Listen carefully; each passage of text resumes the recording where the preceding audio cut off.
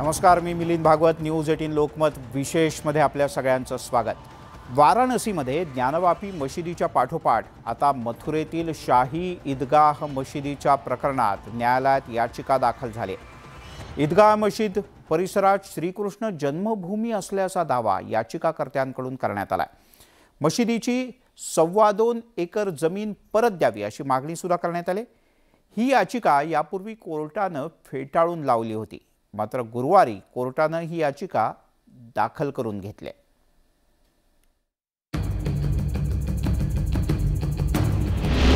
मथुरेतील ईदगाह मशीद प्रकरणी याचिका कोर्टानं स्वीकारली.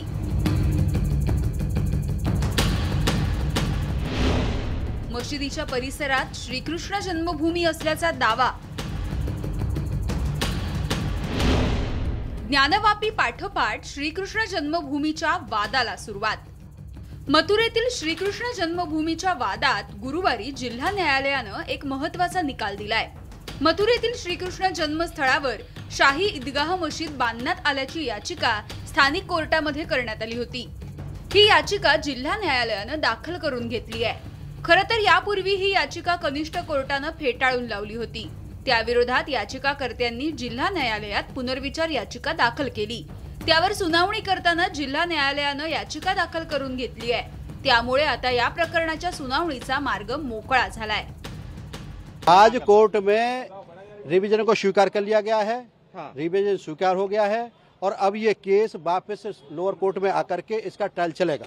इसको रिवीजन को सही मानते हुए केस को सही मानते हुए स्वीकार कर लिया गया है और सही मानते हुए सभी तथ्यों को सही माना है माननीय कोर्ट ने और सही मानते हुए इसको स्वीकार करने के बाद ट्रायल के योग्य माना है केस को.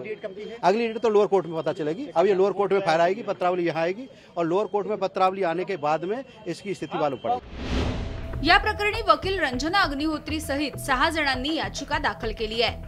13.37 एकर जमिनीपैकी 11 एकर जमिनीवर श्रीकृष्ण जन्मस्थान मंदिर असून 2.37 एकर जमिनीवर शाही ईदगाह मशीद उभी आहे. मशिदीची 2.37 एकर जमीन श्रीकृष्ण जन्मस्थळामध्ये समाविष्ट करण्यात यावी अशी मागणी या याचिकेमध्ये करण्यात आली आहे. तसंच 1968 मध्ये झालेला करारही रद्द करण्याची मागणी सुद्धा करण्यात आली आहे. ही जमीन ठाकूर विराजमान केशव कटरा मंदिराच्या नावावर असल्यामुळे या प्रकरणी संस्थानाला करार करण्याचा कोणताही अधिकार नसल्याचं याचिकाकर्त्यांचं म्हणणं आहे. रंजना अग्निहोत्रींनी सप्टेंबर 2020 मध्ये सिव्हिल कोर्टात याचिका दाखल केली होती, पण त्यावेळी सिव्हिल कोर्टानं ती याचिका फेटाळून लावली होती. और भगवान की प्रकट स्थली वही है, तो उसकी दीवारों पर जब देखेंगे तो हिंदू आइडियोलॉजी के, हिंदू कल्चर के उसमें अवशेष बने हैं, चित्र बने हैं. जैसे कमल के फूल बने हैं, शेषनाग बने हैं, ओम बने हैं. तो हमारा ये कहना था कि अवकाश हो रहा है जून का, तो जून के अवकाश के दौरान वहाँ पर कोई सुरक्षा अधिकारी नामित कर दें, उस परिसर की विधिवत रूप से वीडियोग्राफी हो जाए, CCTV कैमरे लगे और उसको पूरा इस तरह से किया जाए कि वहाँ पर उन सबूतों के साथ छेड़छाड़ ना हो. त्यानंतर ऑक्टोबरमध्ये या प्रकरणी जिल्हा न्यायालयासमोर पुनर्विचार याचिका दाखल करण्यात आली. गेली 1.5 वर्ष त्यावरती सुनावणी सुरू आहे. या प्रकरणामध्ये सुन्नी सेंट्रल वक्फ बोर्ड, ट्रस्ट मशीद ईदगाह आणि श्रीकृष्ण जन्मभूमी ट्रस्ट आणि त्यासोबतच श्रीकृष्ण जन्मभूमी सेवा संस्थान यांना प्रतिवादी करण्यात आलं होतं. मैं सीरीज ऑफ डॉक्यूमेंट्री एविडेंस दाखिल किया है. वो ऑनरशिप हमारी को डिनाई नहीं कर सकते. मुस्लिम पक्ष का केवल एंड केवल डिफेंस ये है कि कंप्रोमाइज में उनकी प्रॉपर्टी मिल गई और 1991 के एक्ट से हमारा सूट बाढ़ है. That is not applicable. हमने उस कंप्रोमाइज को चैलेंज किया है. हमारे एज पर हिंदू लॉ के मुताबिक ठाकुर जी स्थायी रूप से माइनर है और ठाकुर जी की प्रॉपर्टी के संबंध में जो भी कंप्रोमाइज किया जाएगा, इवन ए व्हाट्सएप पर एक रास्ता चलता आदमी चैलेंज कर सकता है कि ठाकुर जी की प्रॉपर्टी के संबंध में इलीगल कंप्रोमाइज किया. उसको कोई लिमिटेशन नहीं है. ईदगाह मशीद प्रकरणी 54 वर्षांपूर्वी एक करार सुद्धा झाला. 1967 मध्ये जुगल किशोर बिर्ला यांचा मृत्यू झाला. त्यानंतर एका वर्षात म्हणजेच 1968 मध्ये ट्रस्टने मुस्लिम पक्षकारांशी एक करार केला. त्या करारानुसार शाही ईदगाह मशिदीच्या व्यवस्थापनाची जबाबदारी मुस्लिम बांधवांकडे सोपवण्यात आली. पण आता या प्रकरणी दाखल करण्यात आलेल्या याचिकेमध्ये या करारालाच आव्हान देण्यात आलंय. हा करारच बेकायदेशीर असल्याचा दावा याचिकाकर्त्यांकडून करण्यात आलाय. करार करण्याचा ट्रस्टला कोणताच अधिकार नसल्याचं याचिकाकर्त्यांचं म्हणणं आहे. कोर्टाच्या देखरेखीखाली श्रीकृष्ण जन्मभूमी परिसरात खोदकाम करण्याची मागणी सुद्धा करण्यात आली आहे. ज्या ठिकाणी मशीद उभी आहे तिथे पूर्वी कारागृह होतं आणि त्याच कारागृहामध्ये श्रीकृष्णाचा जन्म झाल्याचा दावा याचिकाकर्त्यांकडून करण्यात येतोय। या परिसरामध्ये खोदकाम करून त्या संदर्भात अहवाल तयार करावा अशी मागणी याचिकेमध्ये करण्यात आली आहे। गेली 1.5 वर्ष या याचिकेवरती सुनावणी करण्यात आली होती। अयोध्येतील रामजन्मभूमीप्रमाणेच मथुरेमध्ये श्रीकृष्ण जन्मभूमी असल्याचा दावा आता याचिकाकर्त्यांकडून करण्यात आलाय। प्रताप काळोखेंसह ब्युरो रिपोर्ट, न्यूज 18 लोकमत। तिकडे वाराणसीमध्ये ज्ञानवापी मशिदीत मंदिराचे पुरावे आढळल्याचा दावा करण्यात येतोय। गुरुवारी कोर्ट कमिशनरनं ज्ञानवापी मशिदीचा सर्व्हे रिपोर्ट न्यायालयात सादर केला। मशिदीमध्ये शिवलिंग आढळल्याचा दावा यापूर्वीच हिंदू पक्षकारांनी केला होता, तर मुस्लिम पक्षकारांनी हा मूळ दावाच फेटाळून लावलाय। मशिदीच्या आवारात असलेल्या कारंजावरून वादी आणि प्रतिवादी यांचे दावे प्रतिदावे अतिशय आक्रमकपणे मांडण्याचं काम सुरू झालंय। पाहूयात एक खास रिपोर्ट। ज्ञानवापीत आढळले मंदिराचे पुरावे। ज्ञानवापीचा सर्वे रिपोर्ट कोर्टात सादर। देवतांच्या कलाकृती सापडल्याचा दावा। वाराणसीमधल्या ज्ञानवापी मशिदीच्या सर्वेक्षणाचा अहवाल गुरुवारी न्यायालयामध्ये सादर करण्यात आला। सूत्रांनी दिलेल्या माहितीनुसार ज्ञानवापी मशिदीच्या सर्व्हे दरम्यान देवी देवतांच्या कलाकृती आढळून आलेल्या आहेत। तसंच या सर्वेक्षणात मंदिराचे पुरावे मिळाल्याचं या अहवालामध्ये नमूद करण्यात आल्याचं बोललं जातंय। मशिदीतील एका दरवाजाच्या जवळ कमळाची आकृती तसंच देवी देवतांच्या प्रतिकृती आढळून आलेल्या आहेत। शिवाय शेष नागासारखी एक आकृतीही सापडली असल्याचा दावा या अहवालात करण्यात आलाय। एका शिलालेखावर 4 रेखाटनं आढळून आलेली असून त्यातली चौथी आकृती ही मूर्तीच्या आकाराची असल्याचा दावा या अहवालात करण्यात आलेला आहे।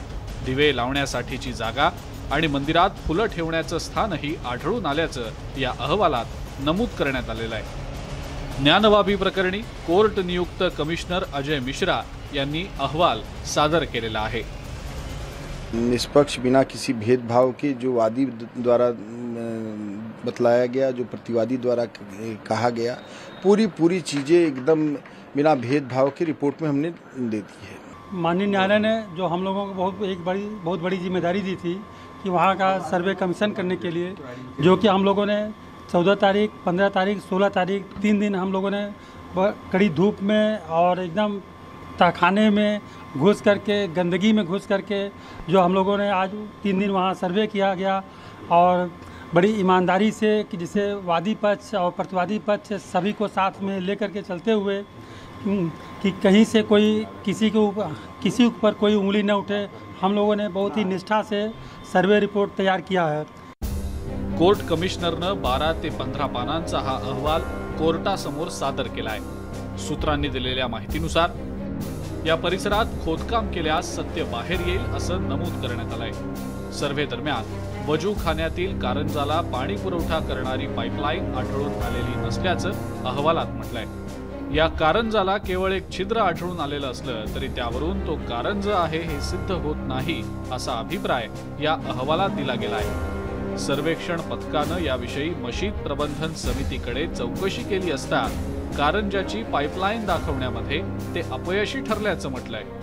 या सर्वेक्षण अहवालासोबतच अनेक जुनी कागदपत्र जोडण्यात आलेली आहेत। 1921 मध्ये दीन मोहम्मद खटल्यातील मशिदीचे दस्तऐवज जोडण्यात आलेले आहेत।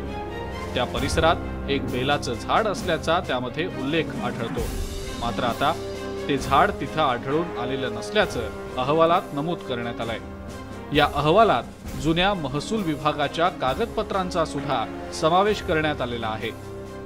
नंदी किसी विश्व में किसी भी मस्जिद के सामने नंदी को नहीं देखोगे। वह नंदी भी नेपाल नरेश के द्वारा दी गई। जब टोडर मल जी मंदिर बना रहे थे उसमें जो है नंदी नेपाल नरेश दी थी और दोनों के बीच में लगभग 83 से लेकर 90 फीट की दूरी है। आपने इस चित्र को देखा होगा तो ऊपर बाकी सब काला है, धुंधला है, बाकी चारों तरफ गंदगी है परिसर में और पूरे परिसर में नया चूना किया गया है। इसके अलावा जब सब काला है तो ऊपर का इतना सफ़ेदी की चमकार 2 ईंटों की मोटी कैसी दिख रही है? तो ये जबरिया फव्वारा बनाने का, फर्जी सबूत गढ़ने का, और ये आरोप हम नहीं, 1935 के दिन Mohammed versus British government of India के मुकदमे में जज ने कहा है। एकीकडे ज्ञानवापी प्रकरणी कोर्ट कमिशनरनं कोर्टासमोर अहवाल सादर केलाय, तर दुसरीकडे सुप्रीम कोर्टानं वाराणसी कोर्टाला कोणताही आदेश न देण्याचे निर्देश दिलेत। ज्ञानवापीच्या सर्वेक्षणात फोटो आणि चित्रीकरणाच्या माध्यमातून अनेक पुरावे मिळाल्याचा दावा हिंदू पक्षकारांकडून करण्यात आलाय। फव्वारा नहीं है, इसलिए कि जब जैसे ही पता लगा तो हम कहे अगर फव्वारा है तो चलाकर दिखाइए, तो कहे ये तो बंद है। हम कहे कितने साल से? कहे 50 साल से। हम कहे अच्छा पानी प्रवेश का मार्ग बताइए, पानी निकासी का मार्ग पे। दूसरी चीज़, फव्वारा जो भी होता है वो बीच में हुआ करता है। आप जहाँ भी कहिए पूरे विश्व स्तर में देखिए या अपने देश में देखिए, जितने विश्व में मस्जिदें हैं सब बीच में फुहारा होता है, और जो फुहारे का स्टैंड होता है वह पानी के लेवल से ऊंचा होता है, यहाँ नीचा है और एक किनारे है। ये सब कई साक्ष्य ऐसे हैं जो कि फुहारा प्रमाणित नहीं करते। ज्ञानवापीच्या सर्वेक्षणात आढळून आलेल्या पुराव्यांमुळे आपला दावा मजबूत झाल्याचं हिंदू पक्षकारांकडून सांगितलं जात आहे, तर मुस्लिम पक्षकारांनी हे सगळे दावे फेटाळून लावलेत। सर्वेक्षणादरम्यान कोणतेही पुरावे मिळालेले नसल्याचा दावा मुस्लिम पक्षकारांनी केलेला आहे। पुरानी जितनी मस्जिदें हैं उसमें हौज होता है वज़ू करने के लिए, उसमें फव्वारे आज भी आपको बहुत सी मस्जिदों में नज़र आएंगे। तो फव्वारा है, अब फव्वारे को शिवलिंग कह देना ये कहाँ से, ये अकल में भी बात नहीं समाती है और हकीकत भी ऐसी नहीं है। ऐसे बहुत सारे लोगों को मैं आपके सामने ला सकता हूँ जिन्होंने फव्वारा चलते हुए देखा है और इस्तेमाली हालत में। अब ये इधर कुछ दिनों से वो पाइप उसके ख़राब होने की वजह से वो निकल गया और इधर उसकी रिपेयरिंग नहीं हो पाई, तो ये फव्वारा है और उसको शिवलिंग कहना किसी तरह सही नहीं है। अंजुमन इंतजामिया समितीनं या प्रकरणी सुप्रीम कोर्टात एक याचिका दाखल केली आहे। वाराणसी कोर्टामध्ये सुरू असलेल्या ज्ञानवापी मशीद प्रकरणाची सुनावणी रोखण्याची मागणी अंजुमन इंतजामिया समितीनं सुप्रीम कोर्टात केली आहे। या याचिकेसाठी 1991च्या प्रार्थनास्थळ कायद्याचा आधार घेतला गेलाय। आता या प्रकरणी शुक्रवारी सुप्रीम कोर्टात सुनावणी होणार असून सुप्रीम कोर्ट कोणता आदेश देणार याकडे सर्वांच्याच नजरा लागलेल्या आहेत। Bureau report, news 18 Lokmat.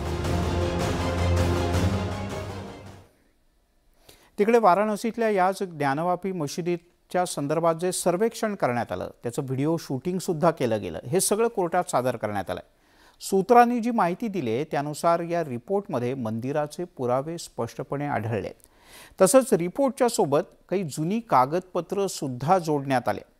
मशिदीतील कारंजाला पाणी पुरवठा करणारी पाईपलाईन आढळून आली नसल्याचंही समोर आलं। वाराणसीतील ज्ञानवापी मशिदीच्या सर्वेक्षणानंतर अनेक दावे प्रतिदावे केले जात आहेत। मशिदीच्या परिसरात शिवलिंग आढळून आल्याचा दावा हिंदू पक्षकारांकडून करण्यात आलाय, तर मशीद प्रबंधन समितीनं त्याचं खंडन केलंय।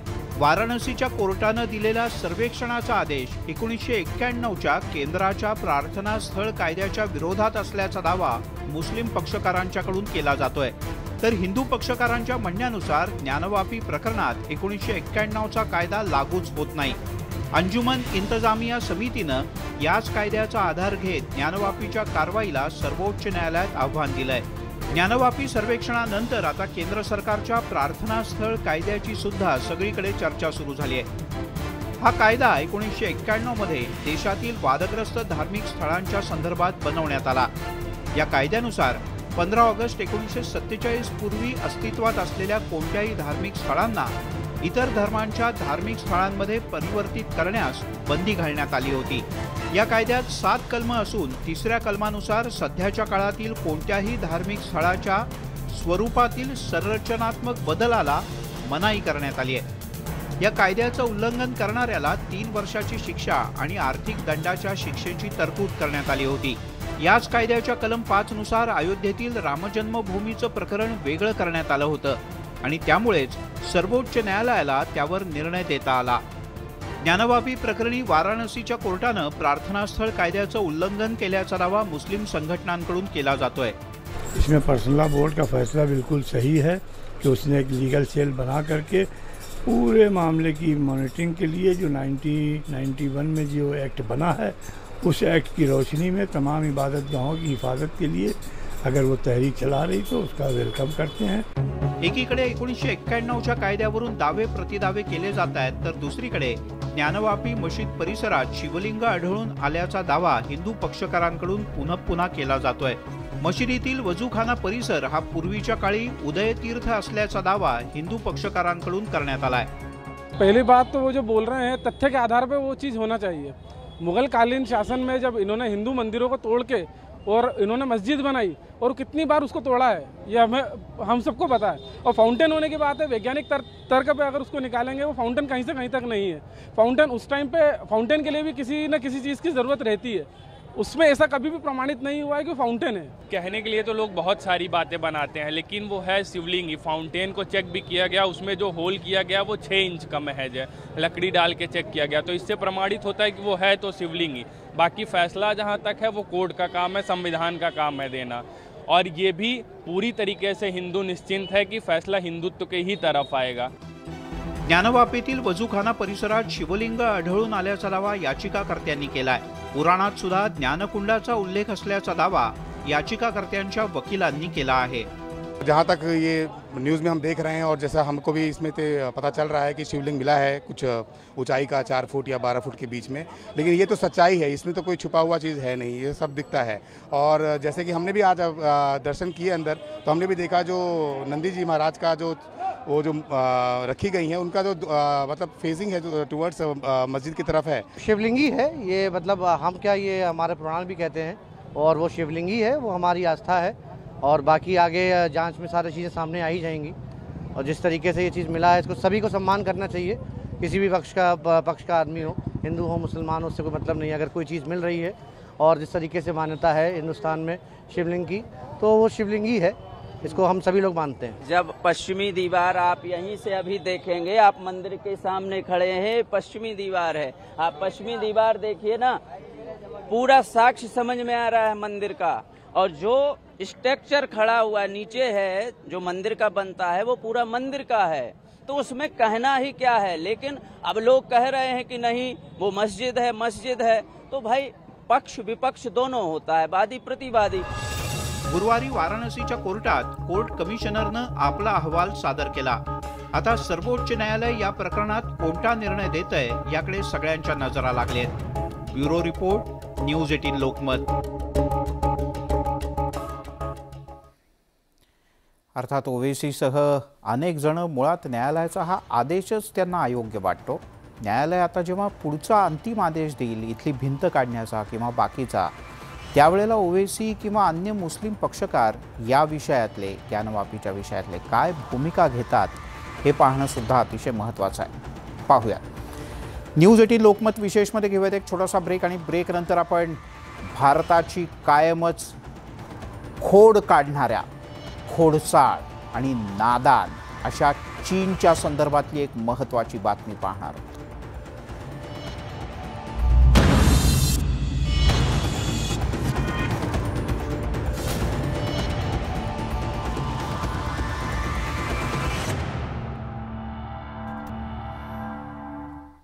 आपण पाहताय न्यूज 18 लोकमत विशेष। लडाखमध्ये भारत चीन सीमेवर आजही तणाव आहे। दोन्ही देशातील तणाव कमी करण्यासाठी लष्करी पातळीवर चर्चेच्या अनेक फेऱ्या झाल्या। एकीकडे चर्चा सुरू असताना दुसरीकडे चीनकडून पँगॉंग सरोवर परिसरात पुलाची निर्मिती सुद्धा करण्यात येते आणि हा नुसता दावा नाहीये, त्याचा फोटो सुद्धा आहे। पाहूयात एक खास रिपोर्ट।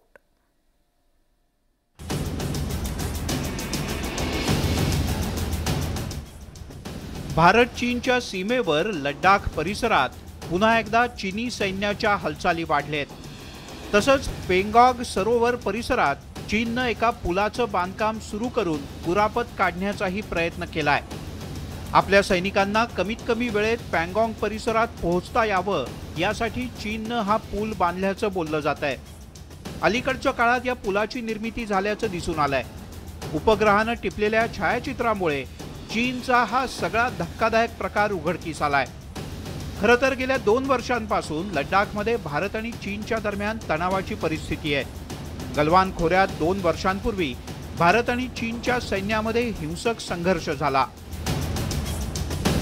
तेव्हापासून लडाखमधून दोन्ही देशांचं सैन्य मागे हटण्यास तयार नाही। खरं तर LAC वरील तणाव कमी करण्यासाठी लष्करी पातळीवर अनेक वेळेला चर्चा झाली, मात्र त्याचा फारसा परिणाम झाला नाही। एकीकडे LAC वर तणाव असताना चीननं भारतावर कुरघोडी करण्याचाही प्रयत्न केलाय आणि याच विषयी भारतीय सैन्याकडून अद्याप कोणतीही अधिकृत प्रतिक्रिया देण्यात आलेली नाही। उपग्रहानं टिपलेल्या छायाचित्रात पँगॉंग लेक परिसरात एका पुलाची निर्मिती करण्यात आली आहे। चीननं बनवलेला हा पूल LAC अर्थात वास्तविक नियंत्रण रेषेपासून 20 किलोमीटर दूर आहे। LAC वर चीनी सैन्याच्या हालचालीवर नजर ठेवून असलेल्या डेमियन सायमन नावाच्या नेटकऱ्यानं ट्विटरवर या पुलाच्या निर्मितीचे फोटोज पोस्ट केले आहेत। सायमनच्या म्हणण्यानुसार पँगॉंग सरोवराला समांतर अशा एका मोठ्या पुलाची निर्मिती केली जाते। पँगॉंग सरोवर परिसरात सैनिकांना मोठ्या प्रमाणात ये-जा करणं शक्य व्हावं म्हणून चीनकडून हा पूल तयार केला जात असल्याचा दावा त्यानं केलाय। एकाच वेळेला दोन्ही बाजूने पुलाची निर्मिती केली जात असल्याचं त्यानं आपल्या पोस्टमध्ये म्हटलंय। या पुलामुळे रुडोकहून पँगॉंग सरोवर लगतच्या LAC परिसरात चीनी सैन्याला सहज पोहोचता येणार आहे। खरं तर चीनच्या सैन्याकडून यापूर्वी सुद्धा लडाख परिसरात रस्ते आणि पुलांची निर्मिती करण्यात आली आहे। LAC लगत वाहतुकीची व्यवस्था निर्माण करण्यावर ड्रॅगॉनकडून सातत्यानं भर दिला जातोय। आता या पुलामुळे चीनचं आणखीन एक षडयंत्र उघडकीस आलंय। Bureau report, news 18 Lokmat.